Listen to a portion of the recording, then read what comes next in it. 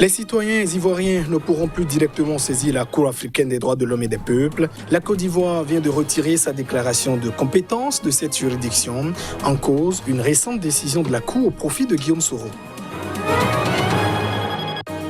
Au Cameroun, le gouvernement demande l'arrêt d'une collecte de fonds initiée par l'opposant Maurice Kamto. L'initiative vise à soutenir les populations affectées par le coronavirus. Le ministre de l'administration territoriale est aux manettes. Et puis, aux États-Unis, Donald Trump affirme que les experts se sont trompés sur l'étendue du coronavirus. Les prévisions étaient erronées, selon le chef de la Maison-Blanche, mais les mesures prises sont efficaces.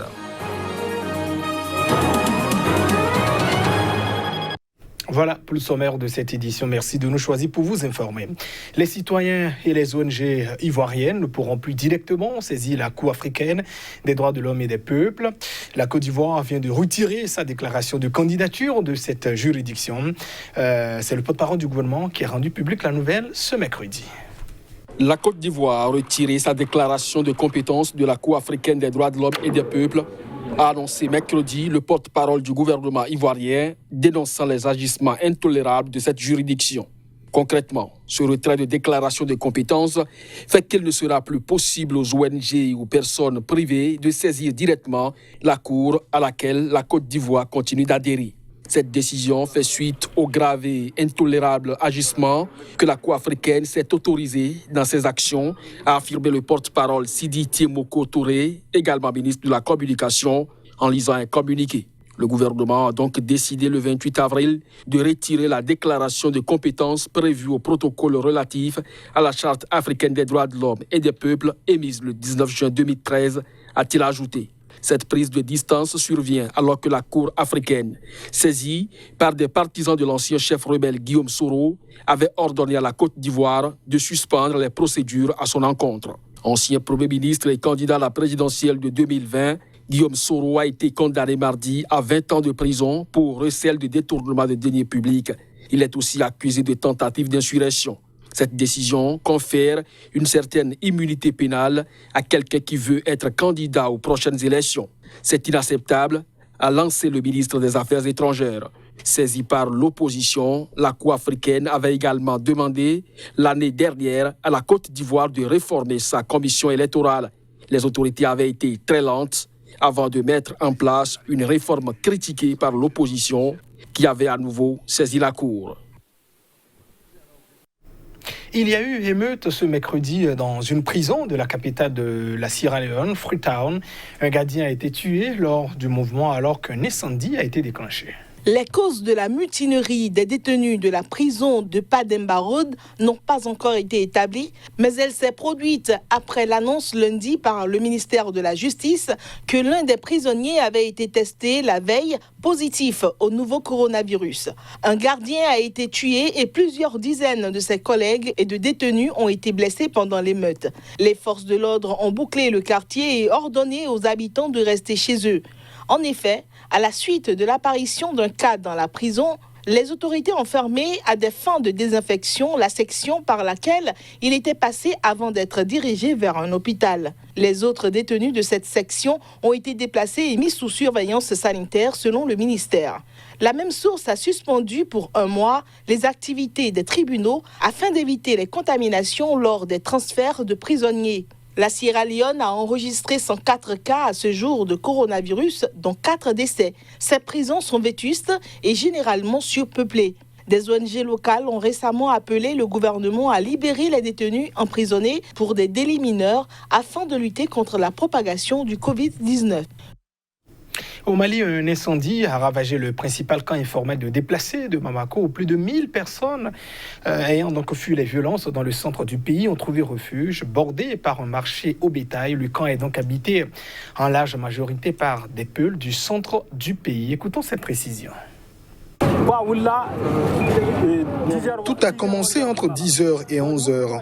Ce sont les ramasseurs d'ordures qui brûlent les déchets. Voilà la cause.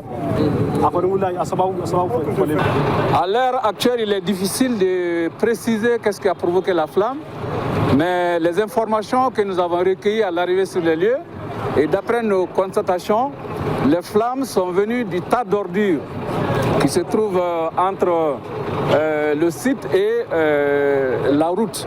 Donc le fait est parti des tas d'ordures. Mais qu'est-ce qu'il a provoqué? Je ne saurais vous le dire. Nous avons été surpris par la flamme.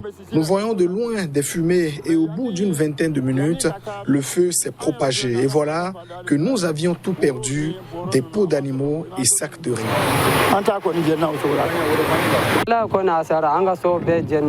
C'est un coup dur pour nous. Nous ne savons pas quoi faire. Moi-même, j'ai perdu tous mes chevaux qui étaient contraints de se sauver. Mais certains sont parvenus à s'échapper. On a perdu nos vies. Alors que l'Afrique du Sud entre dans sa 5e semaine de confinement, les réserves d'animaux n'ont pas cessé leurs activités. Les touristes ont déserté les safaris, mais les braconniers, eux, sont toujours actifs, forçant les rangers à redoubler d'efforts pendant cette période de confinement. Dans la réserve de Baloulé, en bordure du parc Kourougé, les rangers sillonnent le terrain au sol comme dans les airs. Coronavirus ou pas, la guerre contre le braconnage continue en Afrique du Sud. Dans la réserve de Baloulé, en bordure du parc national du Kruger, les rangers sillonnent le terrain au sol comme dans les airs. Mais avec le confinement décrété fin mars par le président Cyril Ramaphosa et la fermeture des frontières, les équipes doivent s'adapter. À cette époque de l'année, normalement, il y a du monde dans la réserve. Pas forcément des spécialistes de la lutte contre le braconnage, mais ce sont des yeux et des oreilles qui voient et entendent des choses, comme des empreintes par exemple. Là, ils ne sont plus là, donc on doit être beaucoup plus proactif qu'on ne l'était avant. Ce sont 550 km² de réserve qu'il faut surveiller de jour comme de nuit. Des patrouilles comme celle-ci ont lieu à toute heure. Objectif, repérer des activités suspectes, mais aussi afficher sa présence dans l'espoir de faire rebrousser chemin aux braconniers. À chaque fois qu'ils repartent sans rien, c'est un succès pour moi. Dans l'idéal, on voudrait les arrêter pour les sortir du système. Mais si on les empêche de tuer un rhinocéros, c'est déjà un résultat positif. En 2019, près de 600 rhinocéros ont été braconnés en Afrique du Sud. Ici, comme dans le reste du pays, ils sont parmi les espèces les plus surveillées. Pour y parvenir, la direction maintient les effectifs de rangers au complet. Le secteur fait partie des services essentiels autorisés à opérer pendant le confinement. On n'a pas diminué nos activités de lutte contre le braconnage ou de protection de l'environnement. On ne peut pas se le permettre et on s'est engagé auprès de nos partenaires à ne pas le faire. Notre boulot, c'est de protéger la matière première, la nature, protéger les animaux et l'écosystème. Et on va continuer à le faire, confinement ou pas confinement. Une matière première essentielle à l'industrie du tourisme, qui fournit la grande majorité des revenus aux parcs privés et nationaux.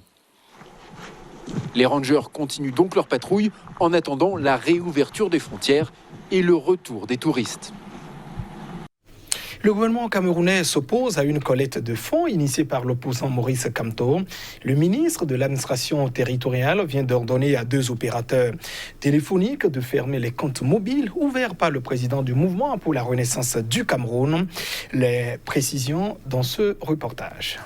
Le ministre de l'administration territoriale, Paul Atanga Ndji, demande de procéder sans tarder à la clôture du compte ouvert par l'association créée par l'opposant Maurice Kamto en vue de récolter des fonds dans des correspondances adressées à 2 opérateurs téléphoniques. En avril, Maurice Kamto avait annoncé le lancement d'une opération baptisée Survie Cameroun Survival Initiative pour récolter des fonds au Cameroun et à l'étranger afin de mener des actions de lutte contre le coronavirus. Dans ses lettres, Atanga Ndji explique que tout appel à la générosité publique, pour quelque raison que ce soit, doit être autorisé par son ministère. Il estime ainsi cette opération illégale. Mi-avril, il avait déjà saisi le ministre des Finances, l'invitant à saisir à son tour l'Agence nationale d'investigation financière, un organe officiel de lutte contre le blanchiment d'argent, afin qu'elle ouvre une enquête sur l'opération de Kamto. Atanga Ndji préconisait alors le gel des fonds déjà collectés. Nous nous étonnons de la cruauté sans nom et du caractère inhumain des mesures prises ce moment par le ministère de l'administration territoriale, a réagi le porte-parole de Maurice Kamto. Ces actions visent à priver le peuple camerounais d'un secours humanitaire dont il a besoin de façon indispensable, a-t-il ajouté, assurant que l'initiative se poursuivra. L'épidémie de coronavirus au Cameroun est l'occasion d'une nouvelle passe d'armes entre la majorité et Maurice Kamto, candidat malheureux à la présidentielle de 2018. Paul Biya, âgé de 87 ans et au pouvoir depuis 1982, ne s'est pas exprimé à la télévision depuis le début de l'épidémie. Le Cameroun totalisait mercredi soir plus de 1830 cas, dont 61 décès. Aux États-Unis, le président américain Donald Trump a affirmé que plusieurs experts se sont trompés sur l'étendue du coronavirus dans son pays. Il a affirmé au cours d'une conférence de presse alors que les États-Unis ont franchi la barre du million de personnes contaminées au nouveau coronavirus. Eh bien, ça finira par descendre à zéro. Et il faut que vous compreniez qu'en ce qui concerne les cas, nous faisons beaucoup plus de tests que quiconque. Donc, nous pourrions nous tourner vers certains de ces autres pays. Vous voyez, comme par exemple la Chine. Si vous faites des tests, vous allez découvrir beaucoup plus de cas. Beaucoup de très bons experts, des gens très bien aussi, ont dit que cela ne toucherait jamais les États-Unis, que cela ne toucherait pas l'Europe, que cela ne toucherait rien en dehors de la Chine. Donc, nous avons écouté les experts et nous écouterons toujours les experts. Mais les experts se sont trompés. Beaucoup de gens se sont trompés. Et beaucoup de gens ne pensaient pas du tout que ce serait aussi grave. Je pense que nous avons fait un super travail, dans le sens où nous avons agi tôt. Je pense, en interdisant d'entrer à la Chine et en interdisant l'entrée de personnes qui auraient été lourdement infectées, nous avons probablement sauvé des centaines de milliers de vies. Donc, j'en suis très fier. Et c'est la fin de cette édition. Merci de votre attention. Restez fidèles au programme de votre télévision CK TV. Au revoir.